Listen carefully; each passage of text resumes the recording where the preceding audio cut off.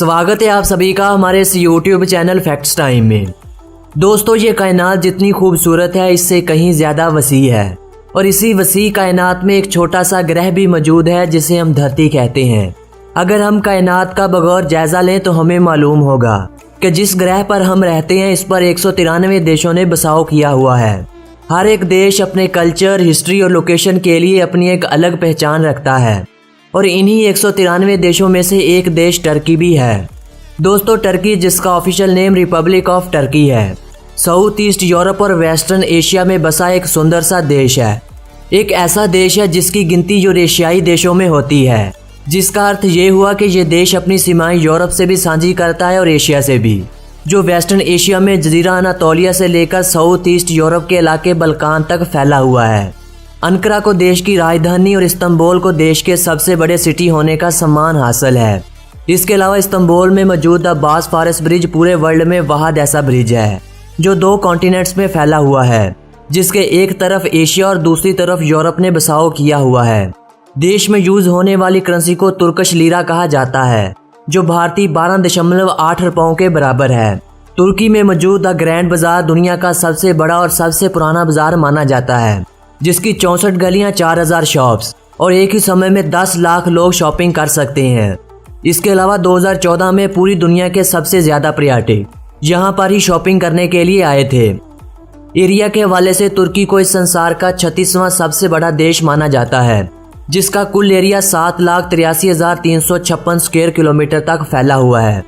और अगर पॉपुलेशन की बात की जाए तो तुर्की की कुल पॉपुलेशन 8 करोड़ 5 लाख अफराद पर मुश्तमिल है और पॉपुलेशन के हवाले से इस देश की गिनती 19वें नंबर पर होती है। दोस्तों, यही नहीं, आज की इस वीडियो में हम आप लोगों को और भी बहुत सी जानकारी देंगे और बताएंगे कि इस देश ने इतनी प्रोग्रेस कैसे करी।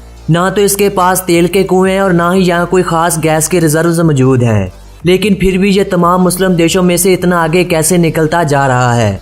और ये भी सुनने में आ रहा है कि तुर्की 2050 तक तमाम मुस्लिम देशों में से इकॉनॉमिकली पावरफुल इस्लामिक कंट्री होगा। और बताएंगे आपको कि पूरा यूरोप 2023 से क्यों डर रहा है, आखिर 2023 में क्या होने जा रहा है।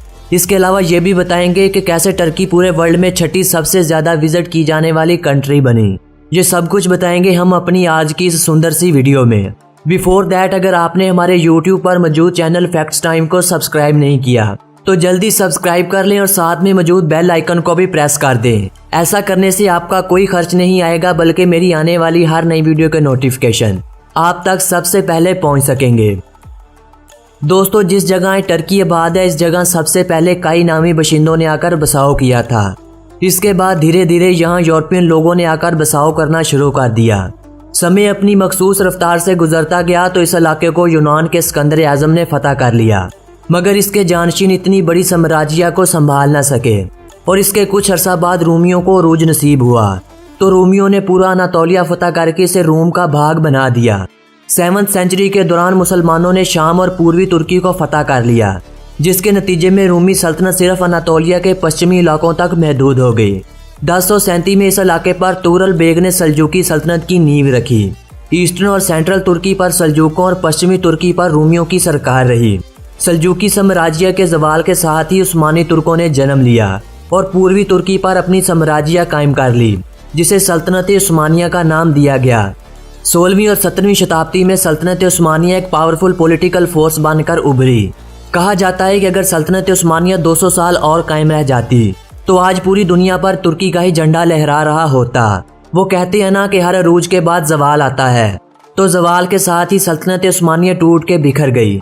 जैसे ही सल्तनत उस्मानिया टूटी तो 40 देश वजूद में आए। इन 40 देशों में से एक देश टर्की भी था और यूं 635 साल उस्मानी अहद का अंत हुआ। अंत के साथ ही मुआहदा लौज़ान तय पाया, जिसमें तुर्की को 100 साल तक पाबंद कर दिया गया कि वो अपनी मादनियात जिसमें तेल की नुमाया दौलत का उपयोग नहीं करेगा और मजीद तेल के कुएं भी नहीं खोदेगा। इसके अलावा यह भी कहा गया कि तुर्की की बंदरगाह बॉस्फोरस पर तुर्की का कब्जा नहीं रहेगा। समय अपनी मखसूस रफ्तार से गुजरता गया, दिन रातों में और रातें दिनों में बदलती गईं और अब वो मुआहदा अपनी तकमील को पहुंचने के लिए आखिरी सांसें ले रहा है और अब मजीद कुछ वर्षों तक तुर्की इस मुआहदे से आज़ाद होने वाला है। लेकिन जूं जूं ये समय करीब आ रहा है तूं वेस्टर्न कंट्रीज़ की रातों की नींदों में खलल आ रहा है।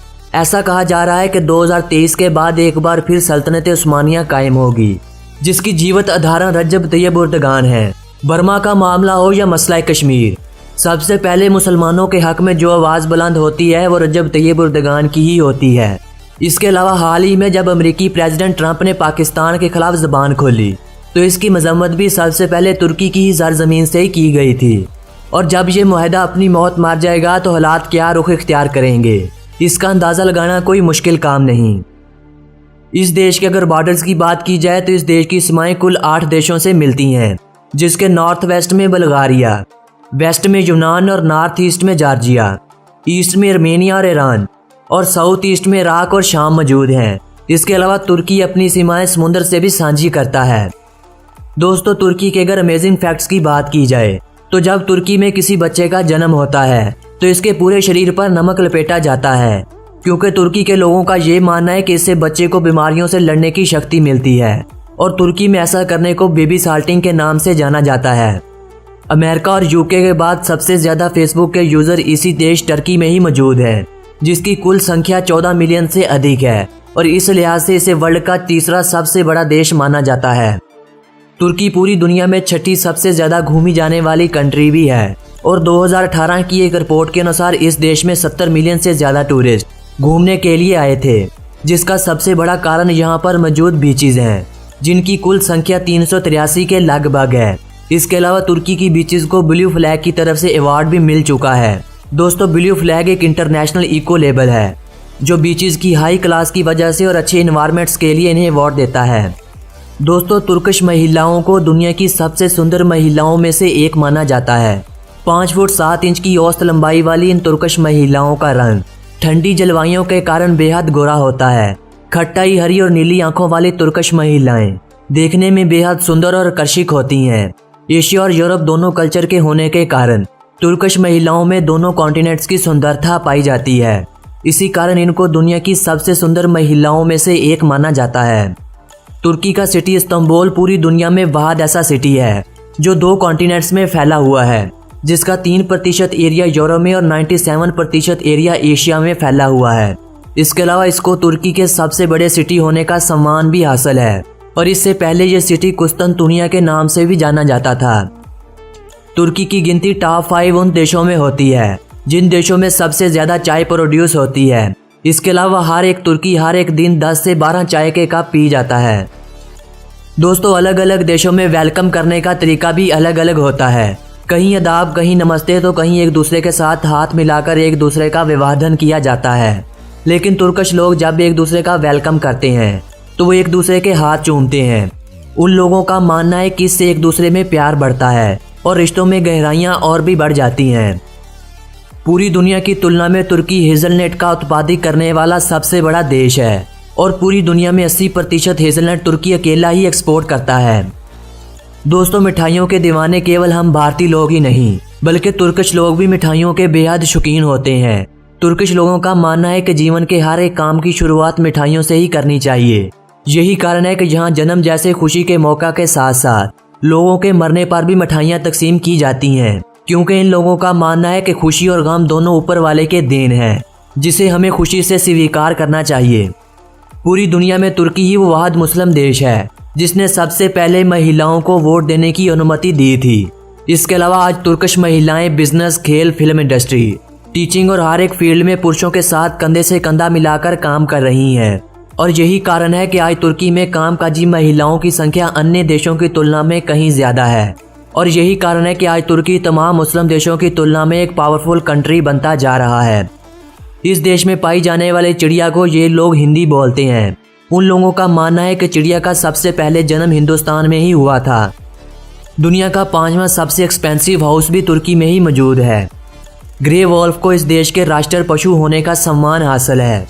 टूलिप्स के फूल को इस देश का नेशनल फ्लावर माना जाता है। रेडविंग को इस देश का नेशनल बर्ड माना जाता है। कबाब को इस देश का नेशनल फूड माना जाता है। आयल रेसलिंग को तुर्की की नेशनल गेम होने का सम्मान हासिल है। इस देश के अगर धर्मों की बात की जाए तो इस देश में 98% लोग इस्लाम धर्म का पालन करते हैं। 0.3% लोग यहाँ क्रिश्चियन धर्म के मानने वाले भी मौजूद हैं और 0.02% लोग यहाँ जीविश इज़्म का पालन भी करते हैं। पूरे वर्ल्ड में तुर्की ही वह देश है जिसने सबसे पहले कॉफ़ी को इंट्रोड्यूस करवाया था।